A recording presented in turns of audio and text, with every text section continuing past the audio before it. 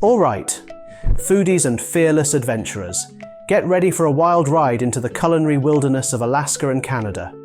Today we're talking about a dish that makes even the bravest of eaters hesitate. A dish so unusual it could be the main course at a dinner party hosted by Mother Nature herself. That's right. We're diving snout-first into the history of jellied moose nose. It's gelatinous, it's chewy, and it's steeped in tradition.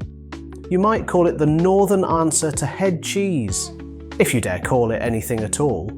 Let's take a deep breath through our non-moose noses and explore how this unusual delicacy came to be, why anyone thought boiling a moose's nose was a good idea, and what it tells us about survival, culture, and culinary creativity in the wilds of North America.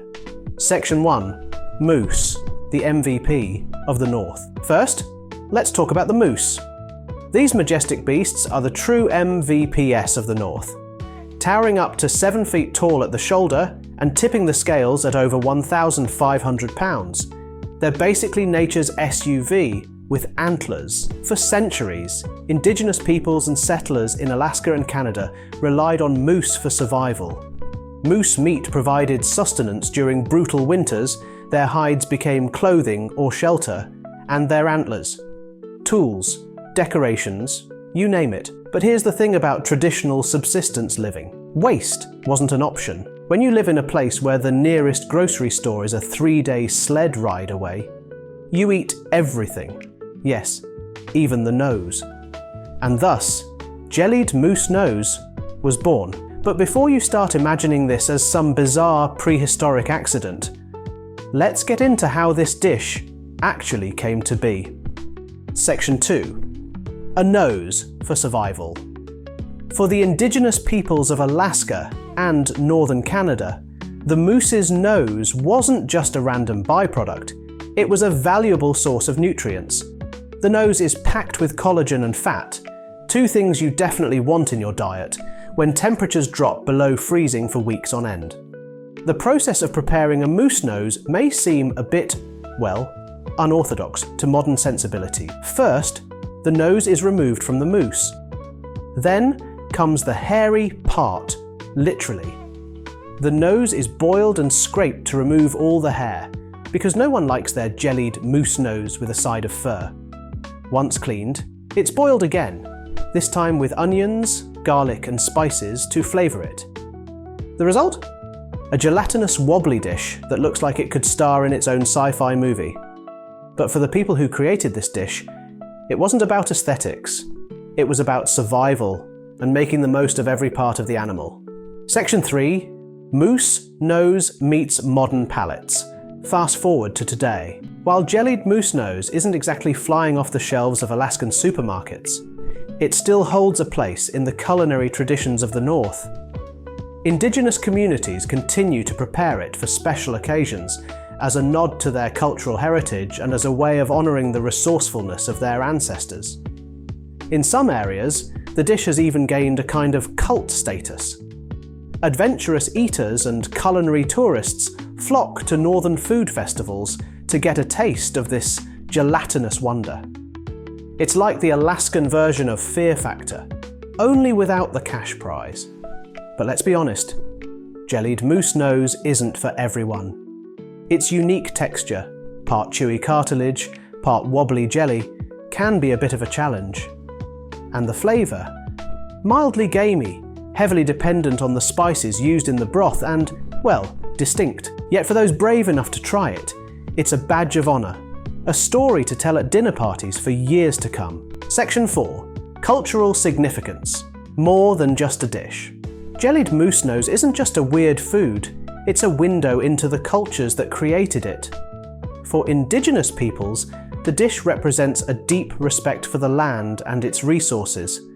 Every part of the moose is used, honouring the animal and ensuring nothing goes to waste. In a world where food waste is a massive problem, the idea of eating a moose nose might just be a lesson in sustainability. Sure, it's easy to scoff at the idea of eating something so unconventional, but when you think about it, jellied moose nose is a reminder of how humans adapt to their environment and thrive. It also highlights the creativity of northern cooks, turning something as unlikely as a moose's nose into a palatable dish, that's culinary ingenuity at its finest. Section 5. The recipe you'll never try, but should know anyway. Now, for the home chefs out there wondering how to make their own jellied moose nose, here's the basic process. Number 1. Start with a fresh moose nose.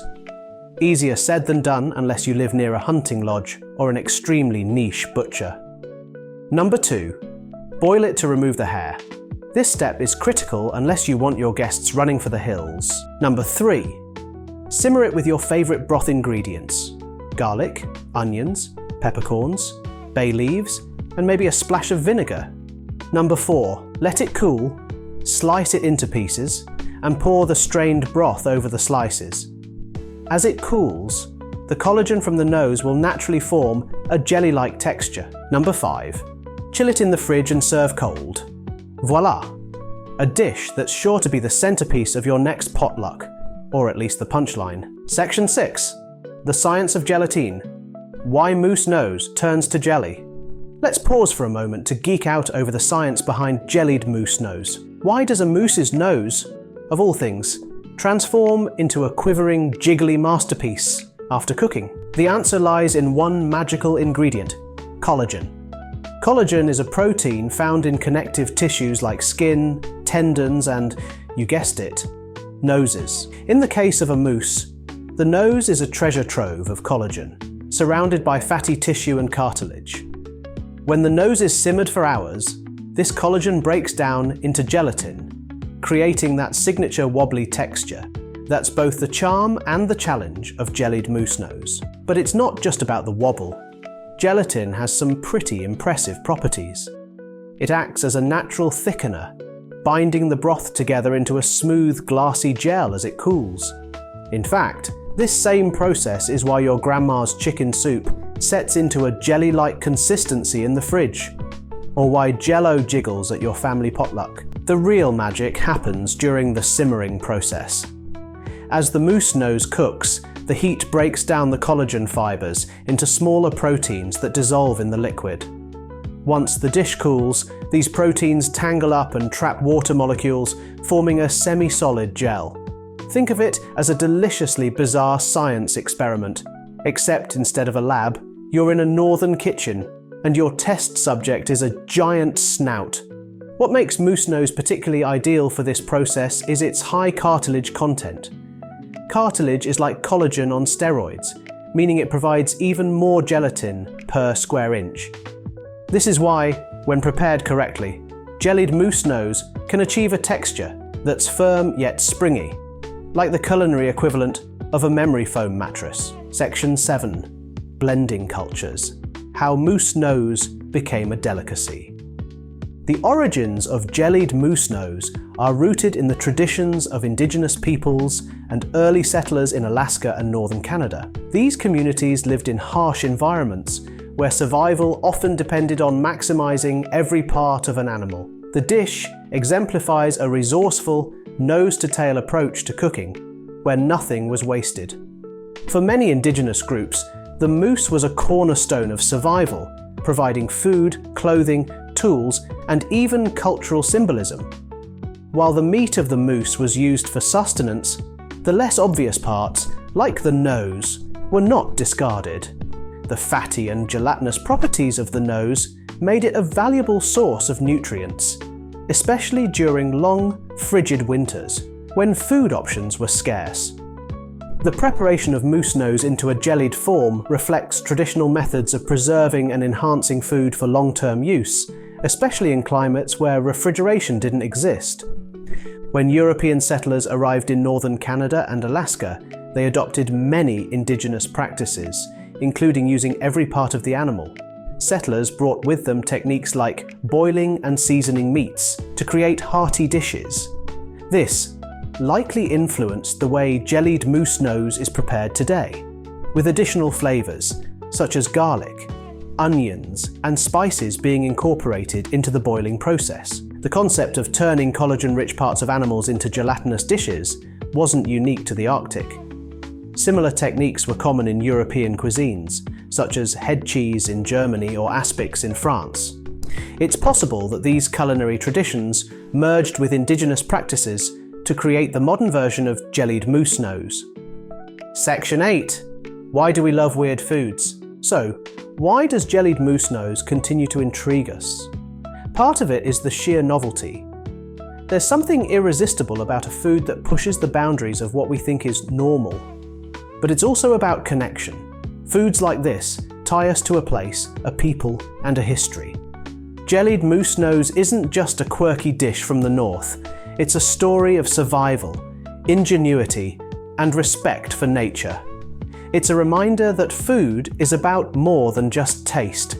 It's about culture, history, and the incredible creativity of the human spirit. Conclusion: a gelatinous journey. So there you have it, the wild, wobbly story of jellied moose nose. It's a dish that's equal parts strange, fascinating, and deliciously unique.